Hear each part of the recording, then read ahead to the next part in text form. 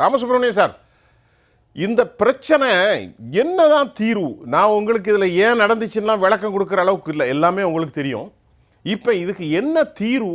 இப்போ ஒரு எலெக்ஷனுக்கு அப்புறம் ஒரு டிசன்ட் ஆன ஒரு கருத்து மாற்றம் மாநிலங்கள்லேருந்து வந்திருக்கு. நீதிமன்றம் மக்களினுடைய குரல்களை கேட்குமா? இதில் ஒரு பெரிய டிஸ்கிரிமினேஷன் டிஸ்பாரிட்டி இருக்கிறதா? இந்த மாதிரி ஊழல் இதெல்லாம் எப்படி நீங்கள் பார்க்குறீங்க? இறுதியாக இது என்ன செய்யலாம்? எல்லோருக்கும் என்னுடைய வணக்கம். இந்த இந்த இஷ்யூ சார் கொஞ்சம் எக்கோ கேட்கறது கொஞ்சம் அட்ஜஸ்ட் பண்ணிக்கோங்க. நீங்க பேசிக்கிட்டே இருங்க, சரி பண்ணிடுவாங்க. சரி, தேங்க்யூ. இந்த நீட்டு முதல் கோணல் முற்றிலும் கோணல் அப்படிங்கிற மாதிரி தான் தொடர்ந்து கொண்டிருக்கின்றது. சரி, இதை ஆரம்பத்திலேருந்தே நான் எதிர்த்து கொண்டிருக்கின்றேன். என்னை போன்ற பலர் எதிர்த்து கொண்டிருக்கின்றார்கள். இந்த நீட்டு தேர்வு வேண்டாம் என்பதை பற்றி தெளிவான சிந்தனையோடு ஏராளமானவர்கள் இருக்கின்றார்கள். குறிப்பாக தமிழ்நாட்டை பொறுத்த வரைக்கும் இதனுடைய பிரச்சனைகள் என்ன என்பதை முன்னாடியே எடுத்து சொல்லப்பட்டு விட்டது அப்படிங்கிறது எல்லாருக்கும் தெரியும். அப்பெல்லாம் பேசும்பொழுது என்ன, தமிழ்நாட்டிலேருந்து ஒரு வித்தியாசமான குரல் வருகின்றது, இது இந்தியாவை ஒட்டி இல்லாமல் இது வேறு ஒரு விஷயமாக இருக்கின்றது அப்படிங்கிற மாதிரி இன்னும் தமிழ்நாடு தவறான ஒரு செய்தியை கொடுத்ததாக பேச்செல்லாம் எடுபட்டது. ஆகவே இதை நான் மறுபடியும் உள்ள நுழையிறதுக்கு விரும்பலை மறுபடியும். ஏன்னா இது நல்லா நீங்க சொன்னது போல இது எல்லாருக்கும் தெரிஞ்ச சமாச்சாரம், ஊர் உலகத்துக்கு தெரிஞ்ச மிகப்பெரிய பிரச்சனை இது என்பது. இப்ப பிஜி எக்ஸாமினேஷனை பொறுத்த வரைக்கும் எனக்கு என்னுடைய ஞாபகம் சரியா இருக்கும்னா, உங்க தொலைக்காட்சியிலே ஒரு பேசும்பொழுது ஒரு பெற்றோர் அவரையும் அழைத்து நீங்கள் பேச சொன்னீர்கள். அவர் என்ன சொன்னார்னா, இந்த நீட் பிஜி தேர்வு அதற்கு கடைசி நேரத்தில் அவர் அவர் பையனை அழிச்சுட்டு டெல்லிக்கு போயிருக்கின்றார். அங்க ட்ரெயினை விட்டு கீழே இறங்கும் பொழுது அப்பதான் மெசேஜ் வருகின்றது, இந்த மாதிரி எக்ஸாமினேஷன் கேன்சலேஷன் ஆகிவிட்டது அப்படிங்கிற மாதிரி மெசேஜ் வருகின்றது. இது ரொம்ப வருத்தமான விஷயம். நாங்கள் எவ்வளவு தயார் செய்து கொண்டு நிறைய மதிப்பெண் பெற்றும் முதல் முறையாக இந்த தேர்வில் நாங்கள் என்னுடைய பையன் எழுத முடியல. ஏன்னா அதற்கு பிறகு 2 பேரையும் தயார் செய்து நீட் தேர்வுக்காக தயார் செய்து அவர்கள் தேர்வும் எம்பிபிஎஸும் ஆகின பிறகு இவ்வளவு குளறுபடிகள் எங்களுக்கு எவ்வளவு மனச்சுமை மன உளைச்சல் இருக்கும் அப்படிங்கிறது உங்களுக்கே தெரியுங்கிற மாதிரி பேசினது உங்களுக்கு தெரியும் மிஸ்டர் சுஃபியான். ஆகவே இது ஒரு மோசமான நடவடிக்கையாக பார்க்கிறேன். நீங்க ஏதோ 500 300 அப்படின்னு சொல்றீங்க.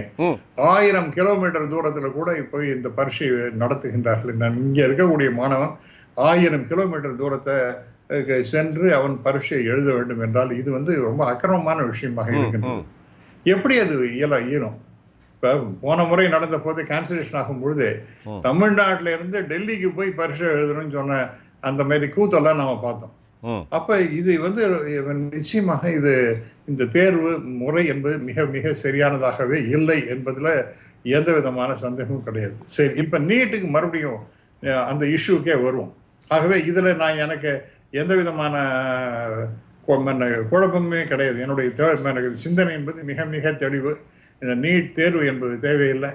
இதே மாதிரி எங்கேயோ ஒரு மூலையில கொண்டு போய் தேர்வு நடத்துவது என்பதெல்லாம் நியாயமற்றது. இதெல்லாம் மாணவ சமுதாயத்திற்கு மிகப்பெரிய தீங்கு இழைக்கின்ற ஒரு செயலாகத்தான் நான் பார்க்கின்றேன். இல்லை, இப்போ ராமசுப்ரமணியம் சார், உங்கள்கிட்ட ஒரு சின்ன விளக்கம். அது தமிழ்நாட்டில் எல்லா மக்களும் இப்போ பார்க்குறாங்க. இப்போ நீதிமன்றம் அதுக்கான வாய்ப்புகளில் ஒன்றும் இல்லைன்ட்டாங்க, நோ ஸ்கோப்பு.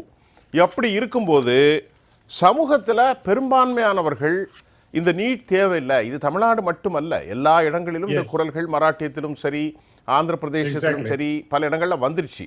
இப்போ நீதிமன்றம் அதில் ஹோல்டு அவங்க இருக்கிறாங்க, ஆளுகிற அரசாங்கமும் அதற்கு சமாதானம் செய்வதில்லை. அப்படி என்றால் இந்த நீட்டு எப்படி தொடரப்போகின்றதா? சட்ட ரீதியாக இதற்கு அடுத்த கட்ட நடவடிக்கைகள் என்ன?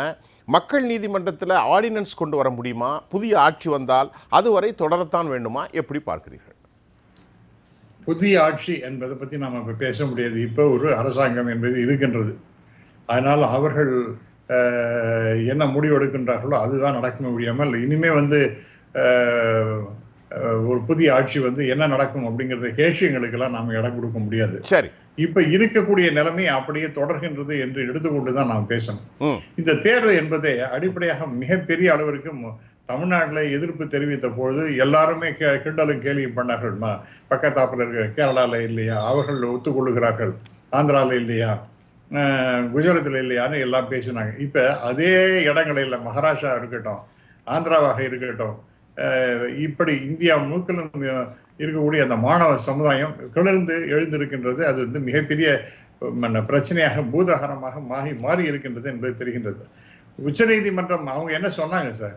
உச்சநீதிமன்றம் நீங்க சொன்னது போல அவங்களுக்கு கிடைத்த அந்த தகவல்கள் படி, அந்த தரவுகள் என்னன்னா, எஸ், தரவுகள் என்ன அதை பேஸ் பண்ணி தான் நான் எங்களால் இப்ப சொல்ல முடிகின்றது. எங்களுக்கு கிடைத்த தரவுகளின் அடிப்படையில இந்த தேர்வினை கேன்சல் செய்ய முடியாது அப்படிங்கிற மாதிரி தான் அவங்க சொல்லியிருக்காங்க.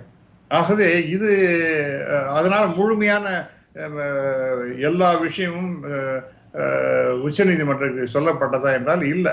அதுக்கெல்லாம் நேரம் இல்லை, அதுக்கு இந்த எவிடன்சஸ் எல்லாம் அதை அவங்க பார்க்கறதுக்கும் நேரம் இல்லை என்று நினைக்கின்றேன். நான் அது உச்ச நீதிமன்றம் இதை சரியான முறையில் அணுகவில்லை என்பதும் என்னுடைய குற்றச்சாட்டாக நான் பார்க்கின்றேன். ஏன்னா நாம வந்து தனிப்பட்ட எந்த ஜட்ஜையும் பத்தி சொல்ல முடியாது. ஆனால் அதாவது ராமசுப்ரமணிய ஐயா, தனிப்பட்ட ஜட்ஜி அவர்களுக்கு நம்முடைய மரபுகளின் அடிப்படை உயர்ந்த மரபுகள் நீதிமன்றத்துக்கு உண்டு. அந்த அடிப்படையில் அவருக்கு தனிப்பட்ட இன்டென்ஷன் இருப்பதாக நாம் யாரும் நினைக்கவும் இல்லை, நினைக்கவும் கூடாது.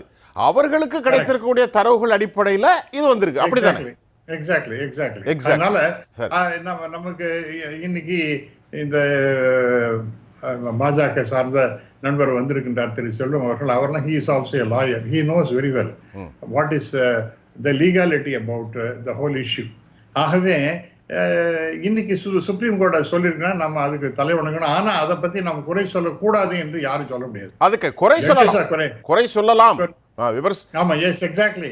அது வந்து அவங்களுக்கு கிடைச்ச தரவுகளின் அடிப்படையிலே தான் இந்த ஜட்ஜ்மெண்ட் என்று கொடுக்கப்பட்டிருக்கு. இதுல இன்னொன்னு முக்கியமான விஷயம் பார்க்க வேண்டியது என்னன்னா சார், இவ்வளவு மாணவர்கள் எழுதி எல்லாருமே அந்த தவறான வழியிலே மார்க் வாங்கி இருக்கின்றார்கள் அப்படின்னா சொல்ல முடியாது. இன்ஃபேக்ட் ரொம்ப கடுமையான முயற்சிகள்லாம் எடுக்கப்பட்டிருக்கின்றன. அவர்கள்லாம் நேர்மையாக பரீட்சை எழுதியிருக்கின்றார்கள். அவர்களுக்கு தகுந்த மதிப்பீடுகள் கிடைக்கப்பட்டிருக்கின்றன. இதெல்லாம் நம்ம வந்து ஒன்றும் சொல்ல முடியாது. அதனால எல்லாத்தையும் நீங்க வந்து கம்ப்ளீட்டா இந்த தேர்வையே ரத்து செய்ய வேண்டும் என்று நாம பேசினோம்னா அது I think we will be doing great injustice to the students community as such. கண்டிப்பா. ஆகவே அதெல்லாம் நாம் விடுவோம். ஆனால் இதுல இருக்கக்கூடிய குறைபாடுகளை களைய வேண்டும் அப்படிங்கிறது நாம ரெண்டு விதமான, உங்களுக்கும் எனக்கும் எந்த விதமான வேறுபாடும் இருக்காது என்று நான் கருதுகிறேன். மற்றவர்களை பத்தி நான் வந்து I can't be a spokesperson for other people. But என்ன பொறுத்த வரைக்கும் என்னன்னா, இந்த தேர்வு முறைகள்ல நிறைய குளறுபடிகள் இருக்கின்றன. அதே மாதிரி இந்த தேர்வே ஒரு மிகப்பெரிய அளவிற்கு மாணவ சமுதாயத்திற்கு கேடு விளைப்பதாக இருக்கின்றது. இதை விட ஜஸ்டிஃபை பண்ணலாம். அதாவது ஒரு கட்சி ஒரு டெசிஷன் எடுத்திருக்கு அப்படிங்கிறதுக்காக சொல்ல முடியாது, மனசாட்சியின் வெளிப்பாடாக இருக்க முடியாது என்று நான் நிச்சயமாக நம்புகிறேன். ஆகவே ஒரே ஒரு செகண்ட் முடிச்சுறேன். சரி. ஆகவே இந்த இஷ்யூவை பொறுத்த வரைக்கும் டெஃபினட்டா ஒரு தீர்வு என்பது காணப்பட வேண்டும். இந்த நேஷனல் டெஸ்டிங் ஏஜென்சிங்கிறது it is not a competent institution as such. இவன் நீங்க மற்ற யூபிஎஸ்சியும் அது போன்ற தேர்வுகள்லாம் இருக்கின்றது அப்படின்னா அதெல்லாம் நம்ம வந்து ஒரு பெரிய எல்லாத்துக்கும் நம்ம குறை சொல்லிட்டு இருக்க முடியாது. ஐஐடியில் அதை கூட இவங்கெல்லாம் தனியான ஏஜென்சி எல்லாம் செய்யறாங்க அப்படிங்கிறதுலாம் வேற விஷயம். But is it comparable to that act? இதுவும் அமெரிக்கால இருக்கத்தான் செய்கின்றது. சாட் இருக்கின்றது, ஆக்ட் இருக்கின்றது. அதெல்லாம் வந்து இண்டிபெண்டன்ட் பாடி தான். பட் அவங்களுடைய credibility has never been questioned. It is not questioned at all. ஆனால் இங்க இவங்க பண்றதுங்கிறது பணத்துக்காக ஏதோ பண்ணிட்டு ஒரு அரைகுறையாக ஏதோ வேலைகள். I don't impute motive. National testing agency ஏதோ குளறுபடி செய்ய வேண்டும் என்ற ஒரே எண்ணப்பாட்டோடு அவர்கள் செய்கின்றார்கள் என்று சொல்ற அவங்களுக்கு காம்பிடன்சி அவ்வளவுதான். நிச்சயமா. ஆகவே இத்தகைய ஒரு இன்ஸ்டிடியூஷனை வச்சு நீங்க வந்து இவ்வளவு மிகப்பெரிய தேர்வினை அவங்க கையில கொடுப்பது, இந்த தேர்வு முறை என்பதே தவறு என்பது இதெல்லாம் நாம் வந்து எடுத்து சொல்ல வேண்டும் என்பது என்னுடைய கட்ட கருத்தாக இருக்கின்றது. ராமசுப்ரமணியன், நம்ம பிரீஃபா முதல் கட்ட கருத்தை ரொம்ப நேரம் பேசியிருக்கீங்க. நம்ம இதை அடிப்படையில் இந்த விவாதத்தை முன்னெடுக்கலாம் சார். இப்ப மிஸ்டர் ரவிசங்கர் சொல்லும் பொழுது போன வருஷம்லாம் ப்ராப்ளம் இருந்தான்னு சார் இருந்தது சார். யூஜில திருவனந்தபுரத்திலையும் வேற எங்கேயெல்லாம் கூட போய் பரிசு எழுத வச்சாங்க சார். இன்ஃபேக்ட் சம் பிஜேபி பீப்புளே அவங்களுக்கு ஹெல்ப் பண்ணி, ஐயோ இங்கெல்லாம் இவ்வளோ எல்லாம் கஷ்டப்படுறாங்களே நாங்க ஹெல்ப் பண்றோம், உங்களுக்கு ஃபெசிலிட்டிஸ் தரோம், தங்குறதுக்கு இடம் தரோம், சாப்பிட்றதுக்கு வழி செய்யறோம் அப்படிலாம் பண்ணியிருக்காங்க. அதனால என்ன, it is not happening only for PG, even in UG it has happen. And last year before last இதெல்லாம் நடந்து இந்த குட்டாலாலாம் தொடர்ந்து நடந்து கொண்டு தான் இருக்கின்றது என்பதை நான் சொல்ல விரும்புறேன். இது ரொம்ப முக்கியமான விஷயம். முடிச்சிட்டு அப்புறம் இருங்க ஒரு நிமிஷம். அதாவது அதனால இது இன்னும் இந்த வருஷம் தான் நடந்தது அப்படிங்கிற மாதிரி கிடையாது. நண்பர் பாஜக நண்பர் செல்வம் வந்து திருப்பி அவர் இன்னும் அழகா பேசுற மாதிரி பேசுறாரு. பட் அரசியல் தான் அவர் பேசிட்டு இருக்காரு. அவர் என்னடான்னா பிஜேபி இவங்க டிஎம்கே அதெல்லாம் உள்ள போன சொத்து ஊர் வாங்குற மாதிரி. எப்ப சார் வந்து 2016 தான் சார் பரீட்சை இந்த எக்ஸாமே ஆரம்பிச்சாங்க. ஆகவே my dear Selvam, please listen to me. அதனால திருப்பி அதை நான் பேசுறதுல கிடையாது. நான் சொன்ன மாதிரி எப்ப வந்ததுன்னு பார்க்கணும் மொழிய அவங்க பண்ணாங்க இவங்க பண்ணா நம்ம பழைய கூடி பழங்கதைகள் பேசி எல்லாம் பிரயோஜனம் கிடையாது சார். Very good. ஆகவே அடுத்ததாக நண்பர் ரவீந்திரநாத் அவர் என்னை கன்சிஸ்டன்ட், அதாவது முன்னாடி அந்த கமிட்டியில இருக்கிறதுக்கு முன்னாடியில என்ன பேசினாரோ கமிட்டி மெம்பர் ஆகி அந்த ரிப்போர்ட் கொடுத்த பிறகு இப்போ அப்படிதான் பேசிட்டு இருக்காரு. ஆனால் அவருக்கு ஒரே விஷயம் நான் சொல்ல விரும்புறது என்னன்னா, இந்த எக்ஸம்ஷன் தமிழ்நாடு அரசாங்கம் அது முன்னாடி இருக்கலாம், ஏடிஎம்கேயா இருக்கலாம் அல்லது டிஎம்கே இருக்கலாம், அவங்க கேட்டது என்னன்னா இதை பத்தி பேசவே இல்லை. அது சென்ட்ரல் யூனிவர்சிட்டிஸை பத்தியோ அல்லது பிரைவேட் யூனிவர்சிட்டிஸை பத்தியோ அவங்க பேசவே இல்லை. எங்களுக்கு எக்ஸம்ஷன் வேணும் அப்படிங்கிறது, நான் எங்களுடைய கல்லூரிகள் அது இருக்கு அதுக்கு தான் எக்ஸம்ஷன் வேணும்னு கேட்டுருக்கேன். If I am wrong let him correct me, mister Ravindranath can correct me. Okay. அதனால அதையே திருப்பி பேசுறது, எல்லாருக்குமே எக்ஸம்ஷன் கேட்டா மாதிரி பேசுவது என்பது தவறு சார். அது in fact it has been made very clear in the bill passed by the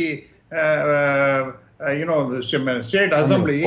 அது ரொம்ப தெளிவாக சொல்லுகின்றது, exemption is I mean only for the government colleges and not for private universities or the 15% of the central quota எல்லாம் பத்தி அவங்க பேசவே இல்லைங்கிறது நான் தெளிவுபடுத்துறேன். ஓகே.